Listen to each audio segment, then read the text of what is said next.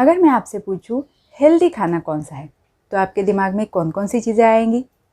Oats, green tea, fruits, green vegetables, butter milk, दही, दलिया, high fibre diet.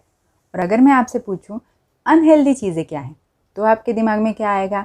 घी, तेल, मैदा, fast food, sweets, तली हुई चीज़ें, चीज़, नूडल्स, है ना? तो क्या सबके लिए यही चीज़ें हेल्दी और अनहेल्दी है या कुछ अलग चीज़ रहती है?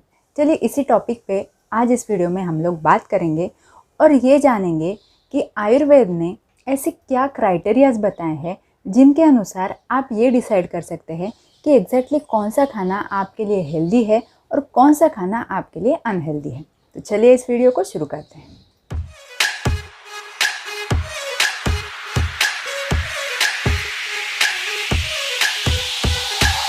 मैं हूं डॉक्टर सोनल, मैं एक आयुर्वेदा एक्सपर्ट हूं और ऐसे ही इंफॉर्मेटिव वीडियोस हम हमारे चैनल पे लेके आते हैं। वीडियो को शुरू करने से पहले एक बहुत ही आसान सा एग्जाम्पल लेते हैं और फिर बाकी की चीज़ें जानते हैं। जो लोग ओबेज है, जिनका कोलेस्ट्रॉल ज़्यादा है या जिन्हें हार्ट की कोई बीमारी है, ऐसे लोगों को अक्सर ही घी, तेल, तली हुई चीज़ें, स्वीट्स, इनसे दूर रहने को कहा जाता है। लेकिन वहीं पे जो बच्चे हैं या प्रेग्नेंट लेडीज़ है या जो लैक्टेटिंग मदर्स है, उनको हम यही सारी चीज़ें ज़्यादा करके खाने देते हैं ताकि जो उनकी बॉडी की नीड्स है वो अच्छे से फुलफ़िल हो। इसका मतलब जो चीज़ें कोलेस्ट्रॉल वालों के लिए अनहेल्दी थी, वो ही बच्चे और प्रेग्नेंट लेडीज़ इनके लिए हेल्दी थी। इसीलिए आपके लिए ये जानना बहुत ज़्यादा ज़रूरी है कि आपके लिए आखिर हेल्दी चीज़ें क्या होती हैं। इसके लिए आयुर्वेद ने 8 क्राइटेरियाज बताए हुए हैं जिनके अनुसार आप ये जान सकते हैं कि आपके लिए क्या खाना सबसे ज़्यादा सही रहेगा। तो इसमें सबसे पहला क्राइटेरिया आता है उपयोक्ता, यानी जो इस खाने को खा रहा है, यानी कि आप और हम। आपका खाना आपको सेंटर में रख के होना चाहिए। इसका मतलब आपकी प्रकृति क्या है, आपके शरीर में नेचुरली कौन से दोष बढ़े हुए हैं, ये आपको पता करना ज़रूरी है और उसके हिसाब से खाना खाना ज़रूरी है। अब मैं यहाँ पे आपको एक जनरल गाइडलाइन देती हूँ जिससे कि आपको ये समझ में आएगा कि आपके शरीर में जनरली कौन से दोष ज़्यादा बढ़े रहते हैं और आपकी प्रकृति इन जनरल क्या है। जिनकी प्रकृति वात है वो लोग दुबले पतले रहते हैं, उनकी स्किन हमेशा ड्राई होती रहती है, उनके जॉइंट्स में कट आवाज़ होती है और उनको जॉइंट पेन भी काफ़ी इजीली हो सकता है। उनके बाल, स्किन, ये सारी चीज़ों में थोड़ा सा रूखापन ज़्यादा रहता है।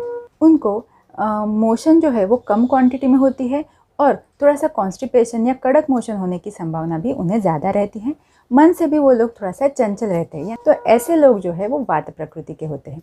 अगर आप में ये सब सिम्टम्स है तो आपके लिए कौन सी चीज़ें पथ्यकर है वो मैं अभी बताती हूँ। ऑयल, खास करके तिल तेल, घी, गुड़, दूध, राइस, व्हीट, उड़द, ऐसी चीज़ें जो भी स्वीट है, सॉल्टी है और खट्टी है, ऐसी चीज़ें आपके लिए अच्छी होती है। एक बात तो आपको हमेशा ही ध्यान रखना चाहिए कि किसी भी चीज़ का अगर आप ओवर यूज़ करेंगे तो उसके साइड इफ़ेक्ट होने ही वाले हैं। इसका मतलब स्वीट्स आपके लिए अच्छा है तो आप अगर दिन भर स्वीट्स ही खाएंगे तो ऑब्वियसली आपको उससे तकलीफ होगा, लेकिन जनरली आपको आपके डाइट में थोड़ा सा स्वीट आप ले सकते हैं। फिर वात प्रकृति के लिए अपथ्यकर क्या है?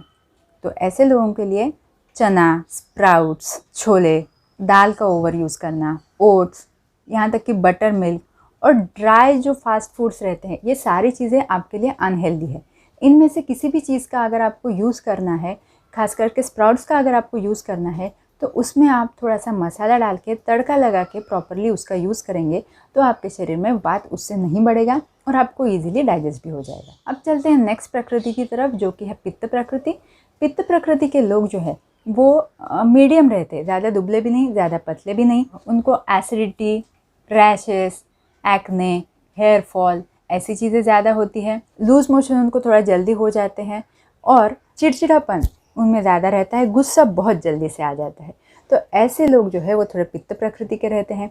ऐसे लोगों में खंड शर्करा, घी, दूध, गेहूँ, राइस, ओट्स और जो भी चीज़ें मीठी, कसेली और कड़वी है वो पित्त प्रकृति के लिए अच्छी रहती है। वहीं पे पित्त प्रकृति के लिए गुड़, कर्ड, बाजरा, तेल, ये चीज़ें खाना थोड़ा सा अवॉइड करना सही रहता है। मसालेदार स्पाइसी चीज़ों से पित्त प्रकृति वालों को दूर ही रहना है। उसके बाद आता है कफ प्रकृति। कफ प्रकृति के लोग जो है वो जनरली थोड़े से मोटे रहते हैं। थोड़ा ही खाना खाने के बाद भी उनका वज़न बहुत जल्दी बढ़ सकता है। ऐसे लोगों को बार बार सर्दी होना, साइनस का तकलीफ़ होना, एलर्जी होना, शरीर पे सूजन आना, भारीपन लगना, ये चीज़ें होते हैं। और वो थोड़ा सा सुख वस्तु रहते हैं, यानी कि उनको थोड़ा लेज़ीनेस रहता है। ऐसे लोग कफ प्रकृति के रहते हैं। ऐसे लोगों के लिए पथ्यकर चीज़ें हैं हनी, ऑयल, तिल तेल, गुड़, बटर मिल्क, बाजरा, ओट्स, ये सारी चीज़ें इनके लिए पथ्यकर है। वहीं पे घी, शक्कर, बनाना, कर्ड, उड़द, गेहूँ, चावल, ये चीज़ें इनके लिए थोड़ा सा कम पथ्यकर है। अब मैंने जो भी चीज़ें यहाँ पे बोली है, ऐसा नहीं है कि पथ्यकर चीज़ें आपने भर भर के खाना है और अपथ्यकर चीज़ें आपने बिल्कुल ही बंद कर देना है, ऐसे नहीं है। लेकिन आपको सोच समझ के खाना है। जो पथ्यकर चीज़ें हैं वो आप थोड़ा सा ज़्यादा ले सकते हैं और अपथ्यकर चीज़ें आप थोड़ा सा कम ले सकते हैं। अब ये 3 प्रकृति के अनुसार और डिटेल में अगर आपको जानकारी चाहिए, यानी कि आप फल कौन से खा सकते हैं, वेजिटेबल्स कौन से खा सकते हैं, तो आप प्लीज़ हमें नीचे कमेंट करके बताइएगा। तो हम ऐसी एक डिटेल वीडियो आपके लिए लेके आएंगे जिसमें कि प्रकृति के अनुसार आपका डाइट क्या होना चाहिए, इसमें डिटेल में बात करेंगे।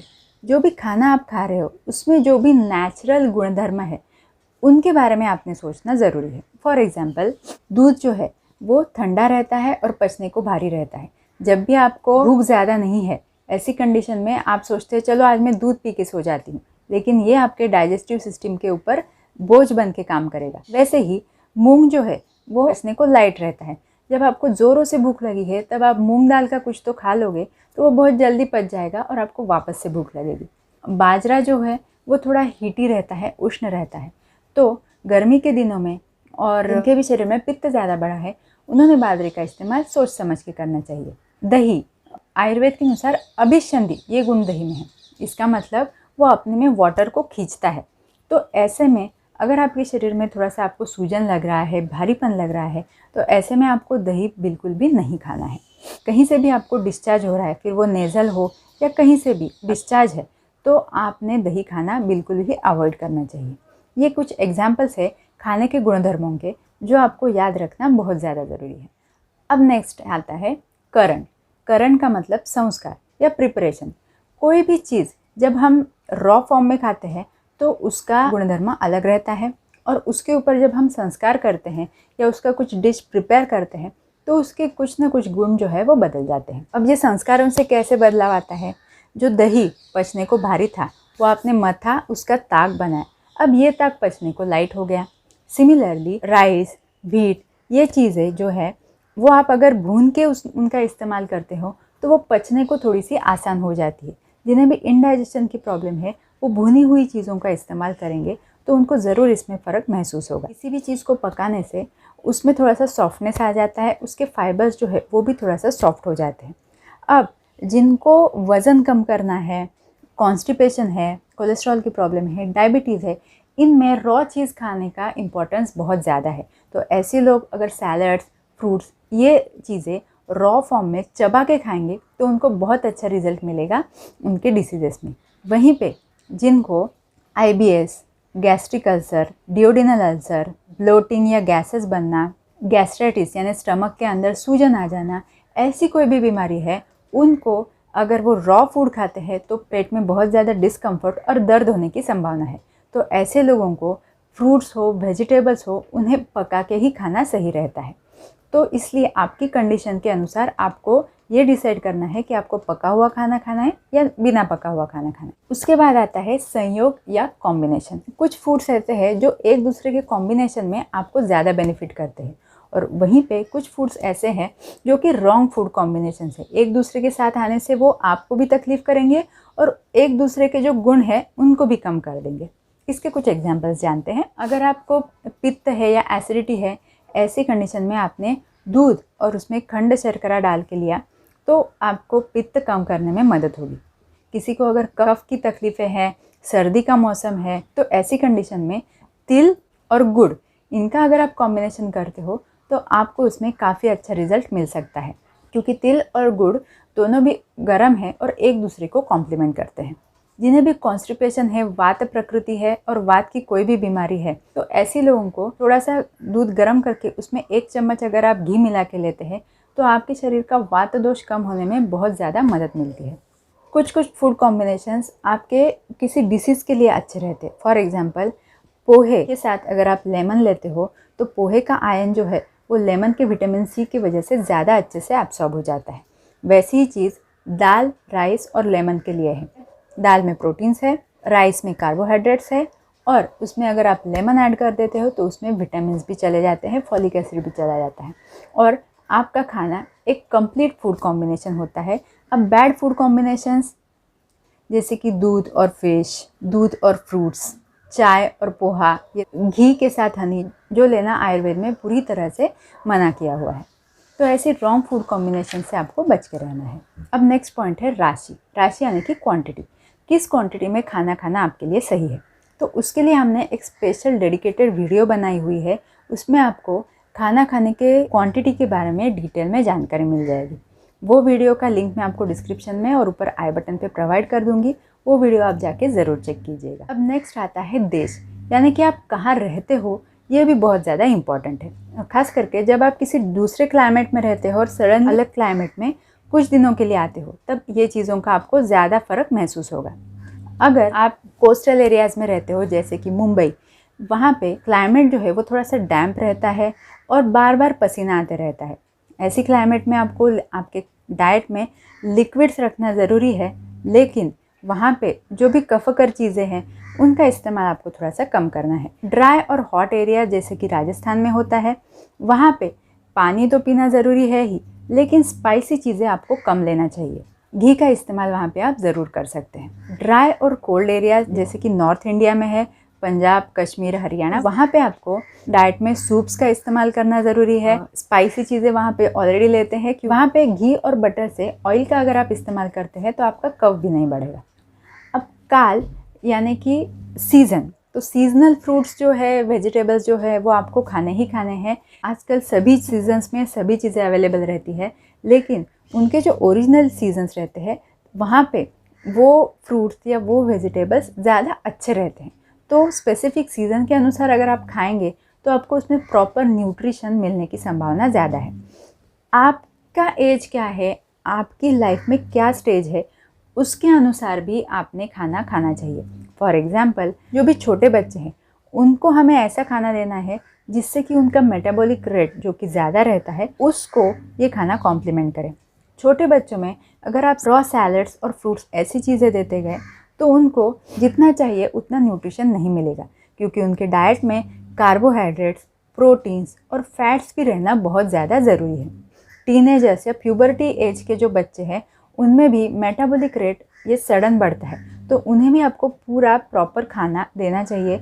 उनमें अगर आप फैट्स भी थोड़ा ज़्यादा इस्तेमाल कर लो, कार्बोहाइड्रेट्स भी ज़्यादा रहे, तो भी उनके मेटाबॉलिक रेट के हिसाब से वो पचा सकते हैं। वहीं पे जो एल्डरली है उनको उनके अग्नि के अनुसार यानी भूख के अनुसार देना है। उनको भी कार्बोहाइड्रेट्स और प्रोटीन्स आप दे सकते हैं। उनको एज के अनुसार फैट्स का जो इंटेक है वो थोड़ा सा कम करना है। अब मिडल एज जो रहता है उसमें आपको वेट गेन करना है, वेट लॉस करना है, या आपको किसी डिसीज़ का प्रोटेक्शन करना है, इसके अनुसार आप अलग अलग डाइट कर सकते हो, क्योंकि उसमें मेटाबॉलिक रेट जो है वो काफ़ी हद तक थोड़ा सा स्टेबल रहता है। उसमें भी 35-40 के एज के बाद मेटाबॉलिक रेट थोड़ा सा स्लो डाउन होने लगता है, तब आपको अकॉर्डिंगली आपका डाइट एडजस्ट करना ज़रूरी रहता है, जिससे कि आप अननेसेसरी वेट गेन होने से बच सकते हैं। अब लास्ट टॉपिक है उपयोग संस्था। इसका मतलब खाना खाने के कुछ रूल्स है। टोटल 13 रूल्स आयुर्वेद में बताए हैं खाना खाने के, जो कि उस वीडियो में अवेलेबल है जो मैंने अभी कुछ ही देर पहले बोला। वो वीडियो आप जाके ज़रूर चेक कीजिए, तो वो और ये वीडियो मिला के आपको खाना खाने के रूल्स और हेल्दी खाने के बारे में काफ़ी डिटेल में जानकारी मिल जाएगी। ये थी हमारी आज की वीडियो। अगले वीडियो में हम बात करेंगे ऐसी कुछ फूड के बारे में जो कि हमेशा सबके लिए हेल्दी ही रहता है, कुछ ऐसे फूड जो हमेशा सबके लिए अनहेल्दी रहते हैं, और कुछ ऐसी चीज़ें जो कि कंट्रोवर्शियल है। फॉर एग्जांपल, घी खाना चाहिए या नहीं, बटर खाना चाहिए या नहीं, किसने खाना चाहिए, क्या ओट्स बहुत ज़्यादा हेल्दी रहता है। इन सारी चीज़ों के बारे में हम अगली वीडियो में बात करेंगे। तो अभी से चैनल को सब्सक्राइब करके रखिएगा ताकि वो वीडियो आपसे मिस ना हो जाए। Thank you so much.